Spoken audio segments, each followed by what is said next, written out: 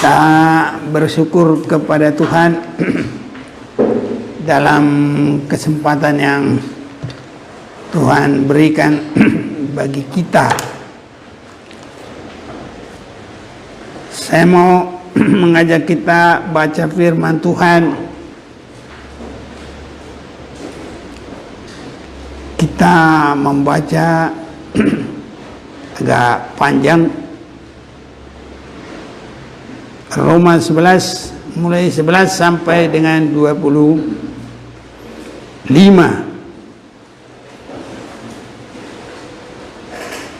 Saya baca 11, saudara akan sambung dengan 12. Israel tersandung, bangsa-bangsa lain selamat. Maka aku bertanya, adakah mereka tersandung dan harus jatuh? Sekali-kali tidak. Tapi oleh pelanggaran mereka, keselamatan telah sampai kepada bangsa-bangsa lain, supaya membuat mereka cemburu. Sebab jika pelanggaran mereka berarti kekayaan bagi dunia, dan kekurangan mereka kekayaan bagi bangsa-bangsa lain, terlebih lagi kesempurnaan mereka.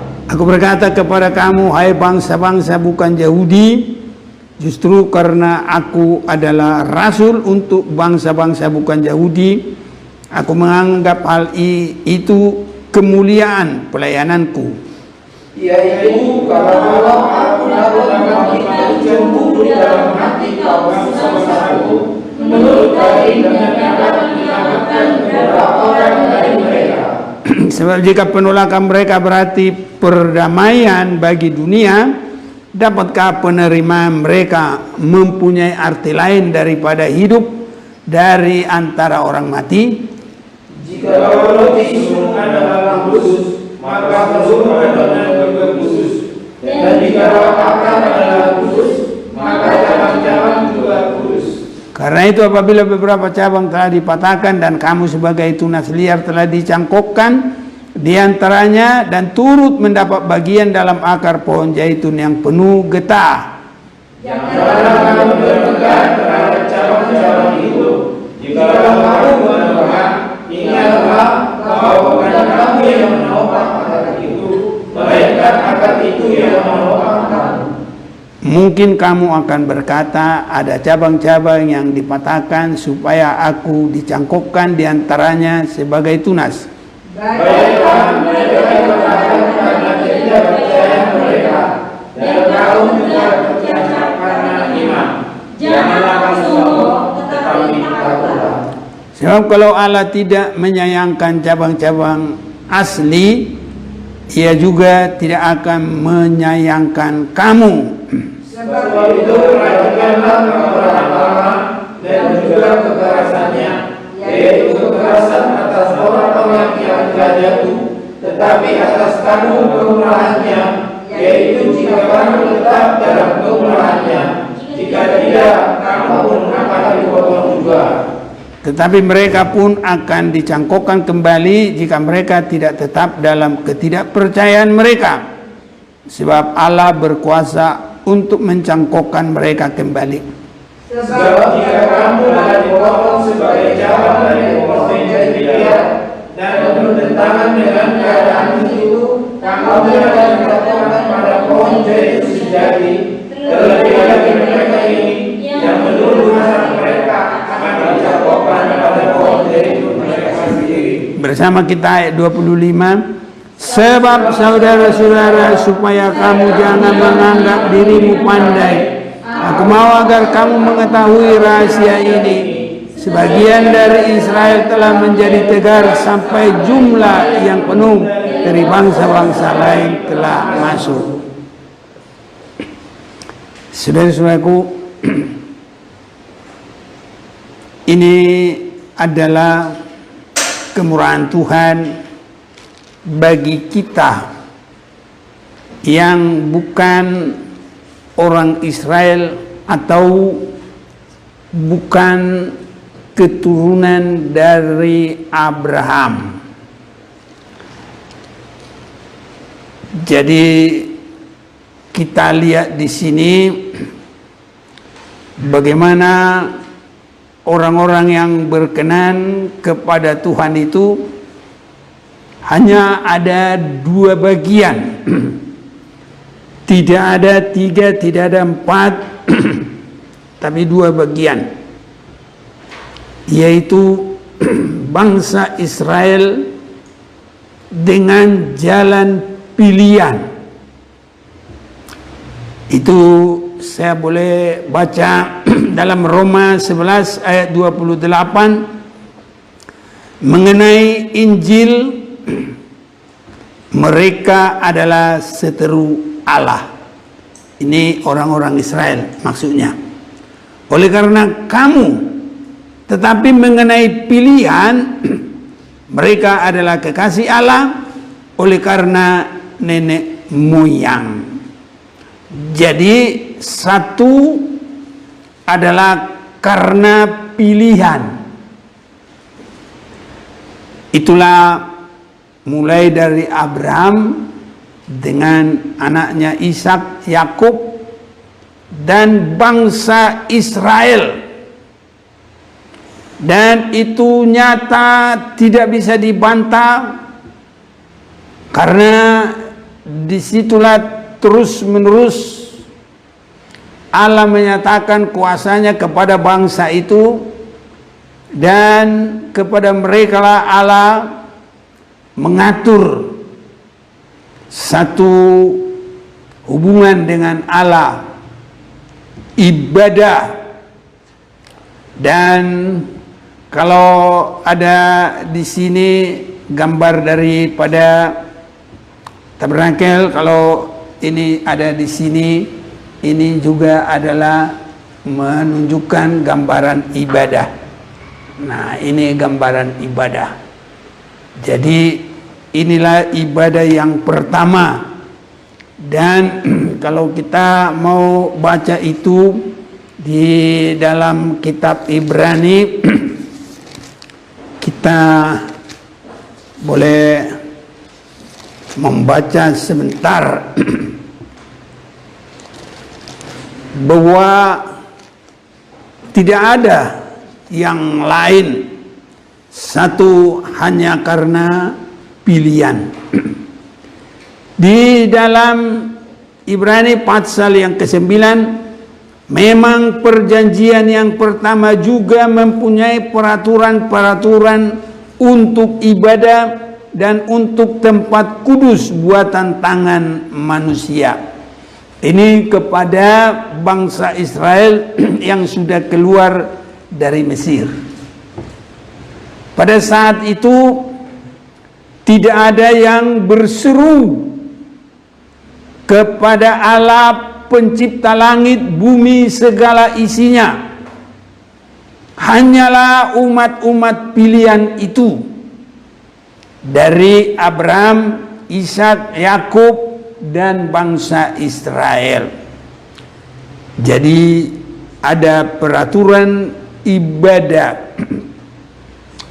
Saudara-saudaraku, namun peraturan ibadah mereka itu hanya ada dalam inti hukum Taurat. Hukum Taurat. Dan hukum Taurat itu tidak bisa menolong dan menyelamatkan. Dan tidak ada seorang pun yang benar melakukan hukum Taurat. Itu disebutkan juga di dalam suratan Galatia, tidak ada yang dibenarkan karena hukum Taurat. Dalam Galatia pasal 2 ayat 16, kamu tahu bahwa tidak seorang pun yang dibenarkan oleh karena melakukan hukum Taurat, tapi hanya oleh karena iman dalam Kristus Yesus. Sebab itu kami pun telah percaya kepada Kristus Yesus, supaya kami dibenarkan oleh karena iman dalam Kristus, dan bukan oleh karena melakukan hukum Taurat.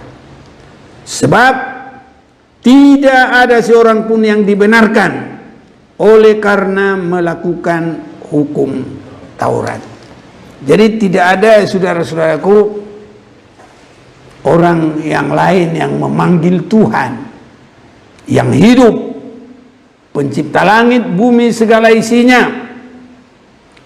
Ya, kalau saat sekarang ini ada orang yang merasa mereka beribadah, yaitu boleh, tapi itu sudah di dalam abad terakhir, sekitar dari Abraham ini, itu sudah ya sekitar 2000 tahun lebih.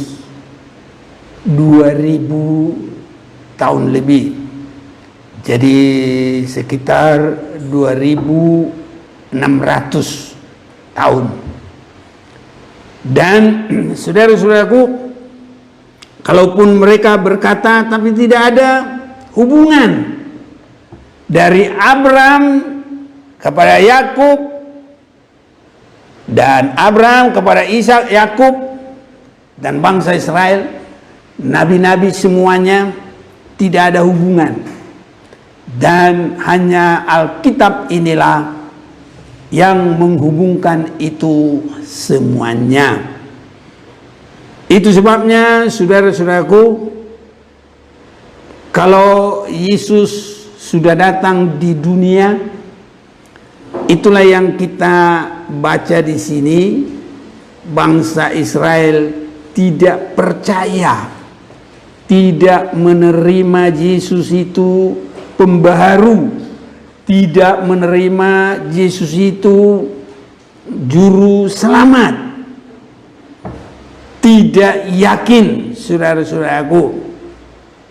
Tetapi justru itu menjadikan Yesus berfirman, "Pergilah kamu ke seluruh bumi, beritakanlah Injil." Dan inilah yang menjadikan kita boleh masuk memanggil nama Tuhan. Tadinya tidak bisa, saudara-saudaraku. Dan sebagai yang pertama sekali, yang bukan orang Israel, itu kita sudah sering membaca di dalam Kisah Rasul pasal yang ke-10. Ada baiknya kita juga akan baca ini dalam Kisah Rasul pasal yang ke-10.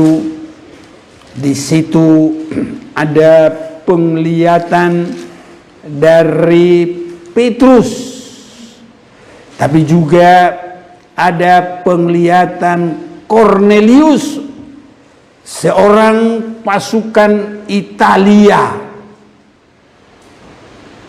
supaya kita bisa lebih melihat bangsa Israel itu adalah 12 suku. Kalau Yehuda bersama dengan Lewi itu disebut Yehuda, tapi yang 10 lagi Samaria itu tetap semua Israel, tapi Samaria itu kurang menjaga keisraelannya, karena bangsa Israel dilarang menikah dengan suku-suku lain. Ceritanya sedikit, kata orang, mereka mau membangun bait Allah ketiga, dan mereka berkata, sudah ada lembu merah, buktinya akhir zaman, tapi mereka sulit cari orang yang benar-benar murni orang Israel. Lewi, karena banyakan sekarang sudah bercampur. Tapi kita bukan untuk melihat itu, kita akan membaca saja Kisah Rasul pasal yang ke-10 dengan apa yang dia lihat. Kisah Rasul 10 ayat 10, ia merasa lapar. Ini waktu Petrus dia berdoa di rumah.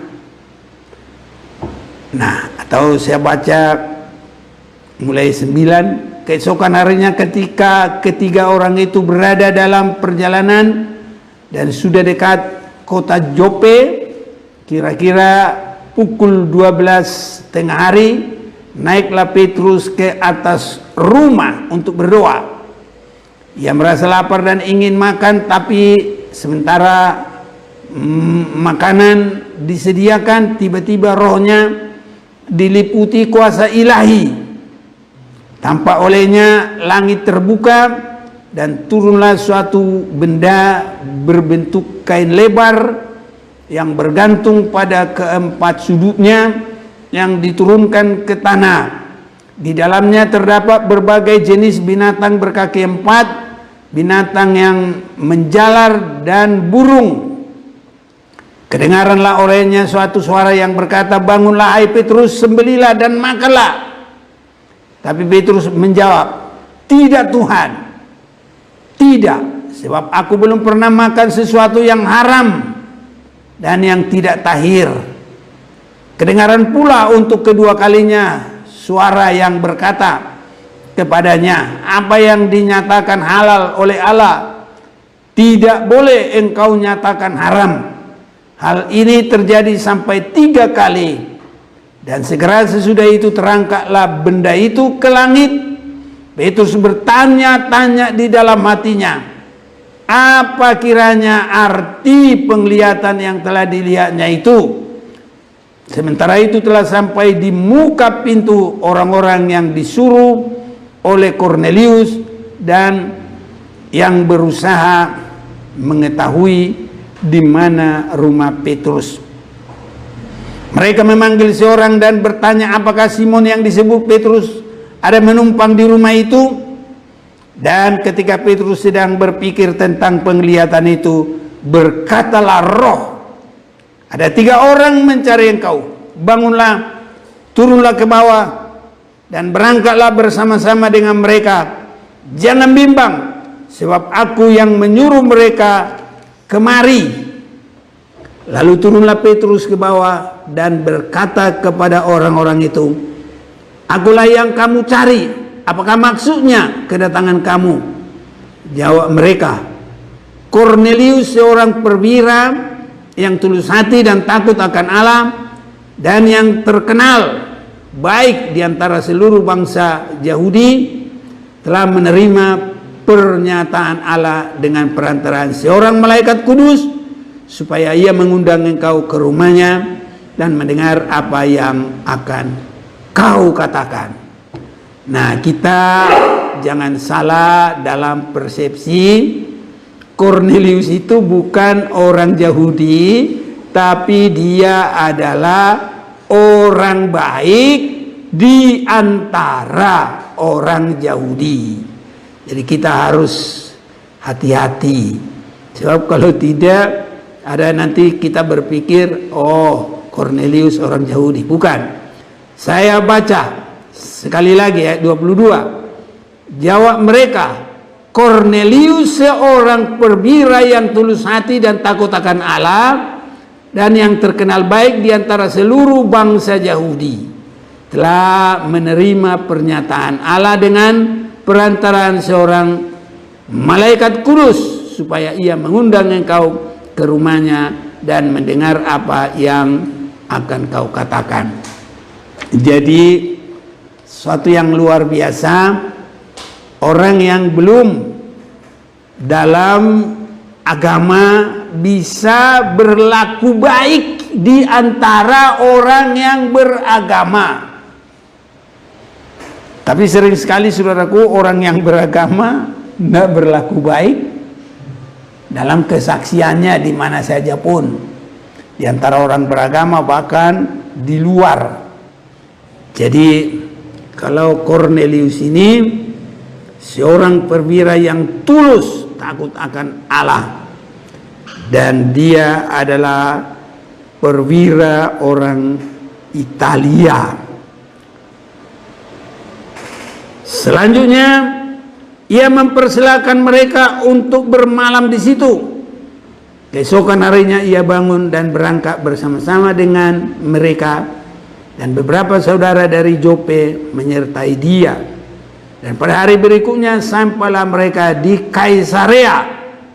Kornelius sedang menantikan mereka, dan ia telah memanggil sanak saudaranya dan sahabat-sahabatnya berkumpul. Ini satu yang baik, saudaraku. Kalau dia mengerti ada hal-hal yang akan berkah rohani, langsung dia kumpul saudara-saudaranya, keluarga. Ketika Petrus masuk, datanglah Kornelius menyambutnya, dan sambil tersungkur di depan kakinya, ia menyembah Petrus. Tapi Petrus menegakkan dia, katanya, bangunlah, aku hanya manusia saja. Dan sambil bercakap-cakap dengan dia, ia masuk mendapati banyak orang sedang berkumpul. Ia berkata kepada mereka, kamu tahu betapa kerasnya larangan dari seorang Yahudi untuk bergaul dengan orang-orang yang bukan Yahudi atau masuk ke rumah mereka. Tapi Allah telah menunjukkan kepadaku bahwa aku tidak boleh menyebut orang najis atau tidak tahir. Inilah, saudaraku, perubahan.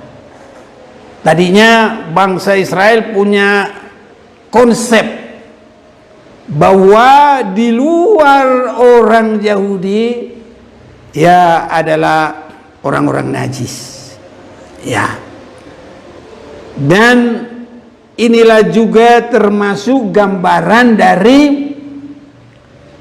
binatang najis. Nah, tapi waktu dikumpul di dalam kain yang berempat segi, di situ semua binatang najis tidak dikumpul. Nah, ini juga semua menunjukkan Tuhan memulai yang bukan orang Yahudi boleh masuk dalam kemurahan. Tapi kapan itu terjadi? Setelah penolakan. Karena Kisah Rasul 10 ini sudah ada beberapa waktu sesudah bangsa Israel menyalibkan Yesus, sudah turun Roh Kudus di loteng Yerusalem bagi mereka yang pertama mengikut Tuhan. Dan inilah secara nyata yang bukan orang Yahudi masuk, tidak boleh disebut lagi najis. Ayat 30. Jawab Kornelius, 4 hari yang lalu kira-kira pada waktu yang sama seperti sekarang, yaitu jam 3 petang, aku sedang berdoa di rumah. Tiba-tiba ada seorang berdiri di depanku, pakaiannya berkilau-kilauan, dan ia berkata, Kornelius, doamu telah didengarkan Allah, dan sedekahmu telah diingatkan di hadapannya. Saudara-saudaraku, orang yang disebut bukan orang Israel, dia berdoa, saudara-saudaraku, dan juga tidak ketinggalan, suka memberi. Jadi tabiat berdoa dan suka memberi itu mendapat perhatian Tuhan khusus. Itu sebabnya, saudara-saudaraku, kiranya kita semakin melihat bagaimana membuka hati Tuhan, bagaimana mengerti hatinya Tuhan. Hanya orang yang suka tanggap yang bisa mengerti.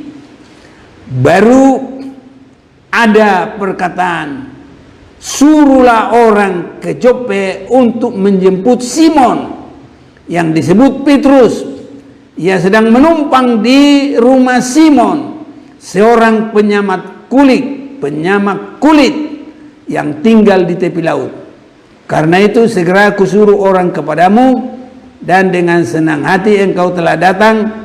Sekarang kami semua sudah hadir di sini di hadapan Allah untuk mendengarkan apa yang ditugaskan Allah kepadamu. Lalu mulailah Petrus berbicara, katanya, sesungguhnya aku telah mengerti bahwa Allah tidak membedakan orang. Nah, di sini saudara-saudaraku, ya, Allah tidak membedakan orang. Jadi tidak ada lagi Yahudi, tidak ada lagi Samaria, tidak ada lagi suku-suku yang lain. Semua hanya satu bangsa Israel dari pilihan lewat Abraham, dan kita semua adalah lewat anugerah dalam Injil. Ini saudara-saudaraku, inilah sebagai prakteknya. Waktu Yesus mau naik, dia sudah berkata, pergilah kamu ke seluruh bumi. Tapi praktek yang nyata sebagai yang pertama, inilah Kornelius. Karena itu segera kusuruh orang kepadamu, dan dengan senang hati engkau telah datang. Sekarang kami semua sudah hadir di sini di hadapan Allah untuk mendengarkan apa yang ditugaskan Allah kepadamu. Lalu mulailah Petrus berbicara, katanya, sesungguhnya aku telah mengerti bahwa Allah tidak membedakan orang. Jadi disinilah apa yang disebutkan baik di dalam kitab Kolose. Kalau kita mau perhatikan di dalam kitab Kolose, kita akan melihat sebentar.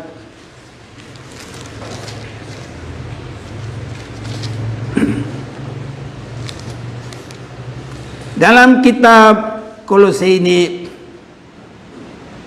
kita bisa membaca, saudara-saudaraku,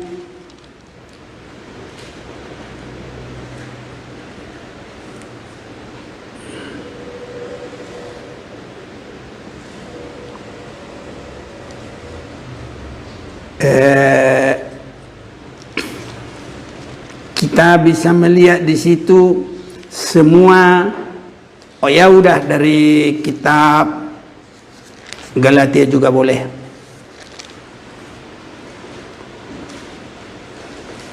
Galatia, kalau ada yang baca ayat 20,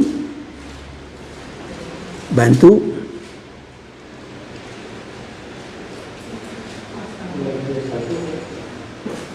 Ayat 20, Kolose 2 ayat 20.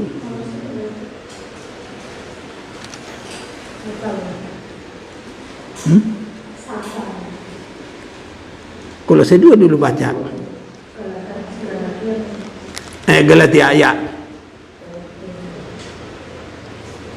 Galatia 2 ayat 20, firman Tuhan, namun aku hidup, tetapi bukan lagi aku sendiri yang hidup, melainkan Kristus yang hidup di dalam aku. Dan hidupku yang kuhidupi sekarang di dalam daging adalah hidup oleh iman di dalam Anak Allah yang telah mengasihi aku dan menyerahkan dirinya untuk aku. Jadi kita lihat sudah karena iman, bukan lagi karena pilihan tadi, bukan lagi karena bangsa Yahudi tadi. Dalam pasal yang ketiga ayat 28, dalam hal ini tidak ada orang Yahudi atau orang Yunani, tidak ada hamba atau orang merdeka, tidak ada laki-laki atau perempuan, karena kamu semua adalah satu di dalam Kristus Yesus. Inilah saudaraku penerimaan bagi kita. Jadi memang secara global, secara kumpulan, bangsa Israel itu belum menerima sampai kepada saat sekarang ini. Dan sebagai yang pertamanya tadi adalah Cornelius, orang Italia. Itulah yang pertamanya yang nyata-nyata menerima anugerah itu. Dan selanjutnya, saudara-saudaraku, di mana-mana orang menerima keselamatan, terlebih sampai pada saat ini. Jadi saya baca juga Kisah Rasul 10 ini ayat 1. Di Kaisarea ada seorang yang bernama Cornelius, seorang perwira pasukan yang disebut pasukan Italia. Nah, ini saudaraku, ia saleh, ia serta seisi rumahnya takut akan Allah, dan ia memberi banyak sedekah kepada umat Yahudi dan senantiasa berdoa kepada Allah. Jadi dia adalah seorang perwira pasukan Italia. Ini saudara-saudaraku, kita bersyukur saat ini karena Injil, karena anugerah. Jadi kita lihat tadi dalam Roma pasal yang ke-11 ayat 28 mengenai Injil, mereka adalah seteru Allah oleh karena kamu. Tetapi mengenai pilihan, mereka adalah kekasih Allah oleh karena nenek moyang. Saudara-saudaraku, ini bangsa Israel ini, biarpun mereka sudah pilihan, tapi Tuhan harus tetap melihat bagaimana ketaatannya. Kalau mereka tidak taat, ya mereka dibuang juga, saudara-saudaraku. Padahal mereka pilihan. Kalau kita boleh melihat janji Allah kepada Abraham, aku menjadikan keturunanmu seperti bintang di langit. Tapi pilihan secara jasmani itu tidak bisa memenuhi itu. Karena apa? Banyak yang tidak taat. Kalau seandainya mereka taat, saudaraku, ya kita ini nggak usah masuk lagi. Mereka udah cukup dari dulu sampai sekarang, cukup menjadi penghuni surga. Tapi mereka tidak taat. Itu sebabnya tadi kita sudah baca ayat yang ke-17 Roma pasal yang ke-11 itu. Karena itu apabila beberapa cabang telah dipatahkan dan kamu sebagai tunas liar telah dicangkokkan diantaranya dan turut mendapat bagian dalam akar pohon zaitun yang penuh getah. Ini mereka banyak, saudaraku, yang dipotong. Itu sebabnya apalagi kita ini berdoa harus ada ketaatan. Umat pilihan saja kalau tidak taat dipotong dan gantinya kita. Jadi betapa banyaknya, saudaraku, orang Israel itu yang dipotong. Kalau kita saja di sini ini ada berapa ini? Mereka sudah dipotong segitu banyak. Kita tancapkan di situ semua. Ini kemurahan Tuhan, saudaraku, bagi kita. Jadi hanya kemurahan yang luar biasa. Itu sebabnya kalau kita menyerahkan hidup kita, mulai dari pertobatan awal, supaya semakin tekun, taat, menerima firman penyucian, Semakin masuk saudaraku, menyangkal diri, kiranya Tuhan tolong kita memasuki pintu yang kecil. Jangan menolak. Terlebih saudaraku memikul salib, jangan menolak. Bangsa Israel saja kalau mereka menolak, kalau tidak taat, dipotong saudaraku. Kita sudah melihat sungguh kemurahanlah bagi kita. Itu sebabnya baiklah mereka dipatahkan karena ketidakpercayaan mereka. Tidak percaya, tidak taat, tidak berserah. Jadi lanjutan tidak percaya, tidak berserah, tidak taat. Ini lanjutannya. Tapi kalau iman yang benar, berserah dan taat. Ini saudara-saudaraku. Tapi bangsa Israel tidak. Itu sebabnya kalau kita dicangkokkan di situ, harus selalu rendah hati. Hanya itu posisi kita. Tidak ada yang lain. Hanya karena mereka dipatahkan, ya kita dicangkokkan. Seandainya itu tidak terjadi, ya mereka saja di situ, saudaraku. Ini kita sengaja baca panjang lebar biar semakin kita mengerti. Itu sebabnya saudaraku, apapun rasa sombong itu sedikit pun jangan ada pada kita. Kita hanya karena kemurahan Tuhan, saudaraku. Injil itu hanya karena anugerah, hanya kemurahan, bukan karena pilihan, bukan karena perbuatan kita. Tapi saudara-saudaraku, dua ini, pilihan sama anugerah, itu sangat dihargai Tuhan.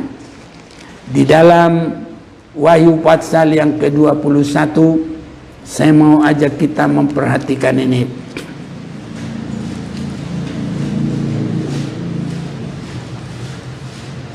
Mulai ayat yang ke-12, Wahyu 21.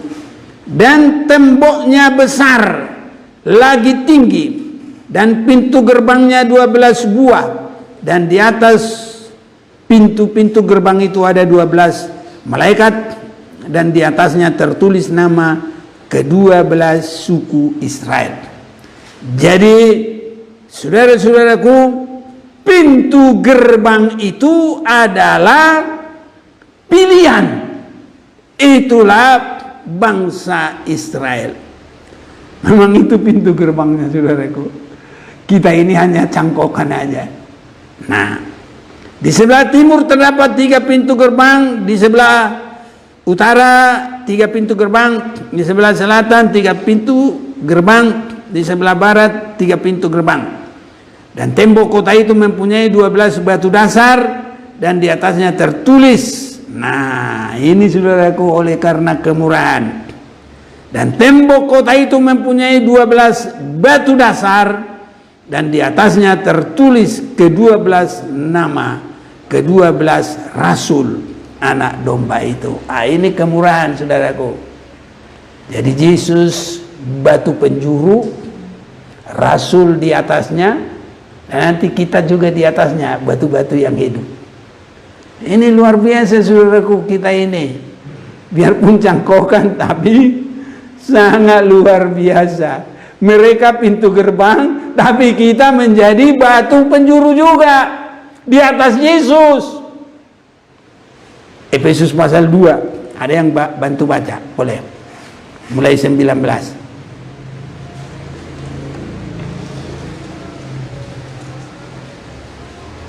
Efesus 2 ayat 19. Demikianlah kamu bukan lagi orang asing dan pendatang, melainkan kawan sewarga dari orang-orang kudus dan anggota-anggota keluarga Allah yang dibangun di atas dasar para rasul dan para nabi, dengan Kristus Yesus sebagai batu penjuru. Dalam Dia tumbuh seluruh bangunan rapi tersusun menjadi bait Allah yang kudus di dalam Tuhan. Di dalam Dia kamu juga turut dibangunkan menjadi tempat kediaman Allah di dalam Roh. Ini, saudaraku, posisi kehidupan kita. Jadi Yesus 12 rasul, dan selanjutnya kita semua ada di situ. Ini kemurahan Tuhan, saudaraku, sangat dihargai oleh Tuhan. Itu sebabnya kita bergumul, berjuang, saudara-saudaraku, semakin sampai tidak ada firman yang tidak di dalam kitab. Inilah pergumulan kita sekarang. Semua firman Tuhan harus hidup kita. Karena kalau tidak, saudaraku, kita dibuang.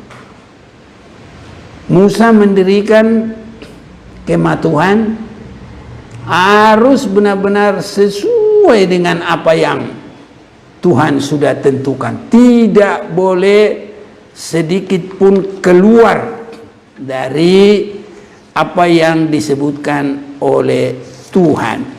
Keluaran pasal yang ke-25, ya, ada yang bantu baca ayat 1 sampai 9.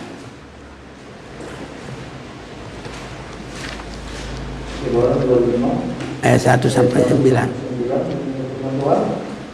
Berfirmanlah Tuhan kepada Musa, katakanlah kepada orang Israel supaya mereka memungut bagiku persembahan khusus dari setiap orang yang terdorong hatinya. Haruslah kamu pungut persembahan khusus kepadaku itu.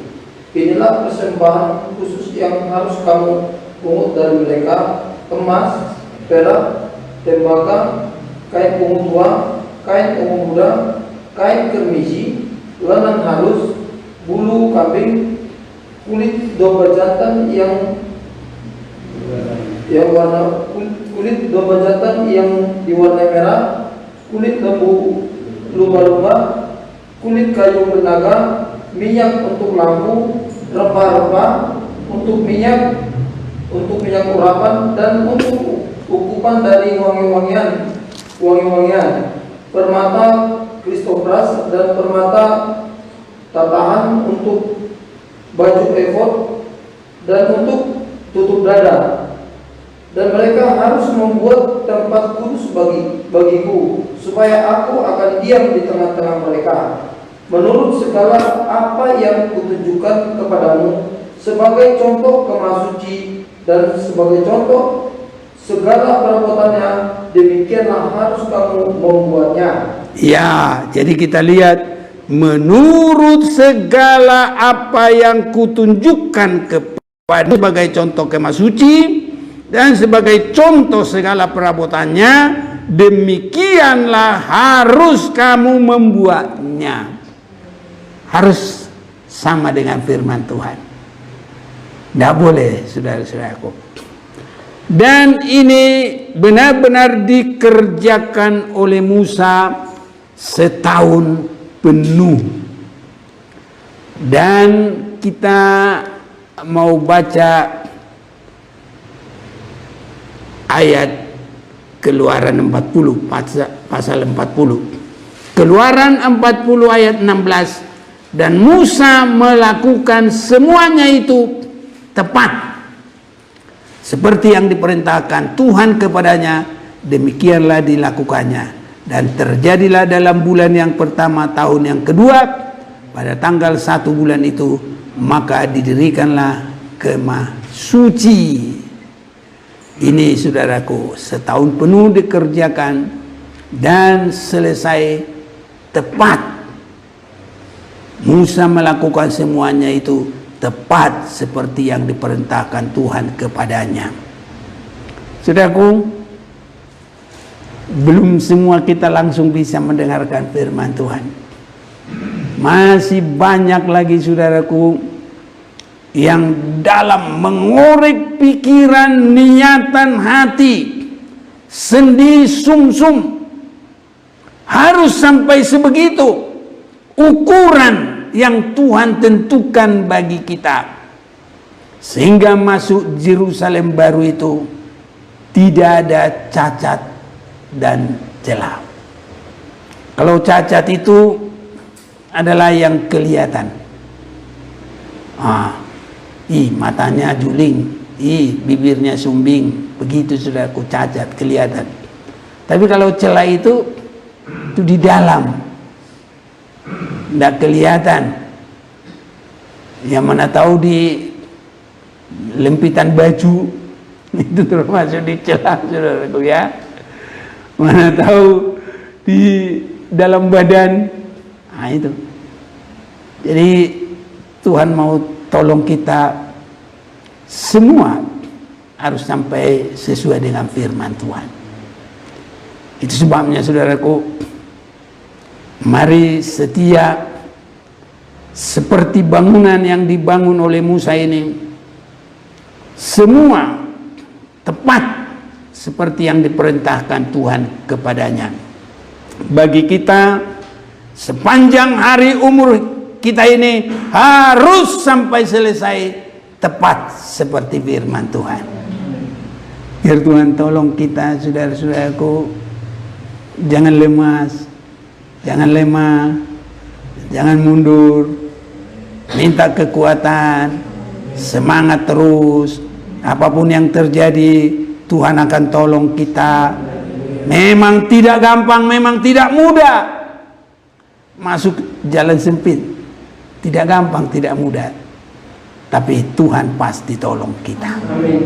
Sesuai dengan firman-Nya kita siap bagi hari kedatangannya. Mari kita mau datang kepadanya.